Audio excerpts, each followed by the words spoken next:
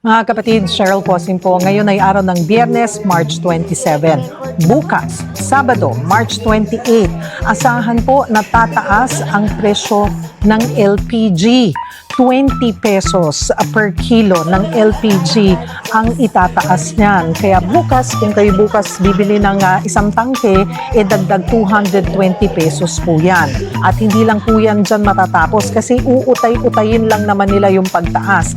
Hanggang umabot daw ito sa 1,500 pesos kada tangke ng LPG. Yan po ay bukas, Sabado. Punta tayo sa darating na Linggo. Next week, mga kapatid, ito na. Sa pinakahuling trading estimates po, posibleng tumaas ng 11 pesos hanggang 12 pesos kada litro ang diesel sa susunod na linggo. Ibig sabihin, pwede pong lumagpas sa 140 pesos per liter ang regular na diesel. At umabot o lumampas pa sa 150 pesos kada litro ang premium diesel naman.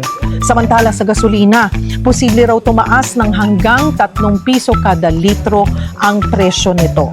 At maliban po sa pagtaas sa presyo ng LPG, diesel at gasolina, ito ang isa pang nakaambang magtaas ang hospital services po sa mga pribadong ospital. Ayon sa PHAPI, ay posibleng tumaas ng around 5%, lalo na sa presyo ng kanilang medical supplies at mga gamot dahil epekto daw po nito yung pagtaas o paghina ng ating piso, yung palitan ngayon ng dolyar at piso.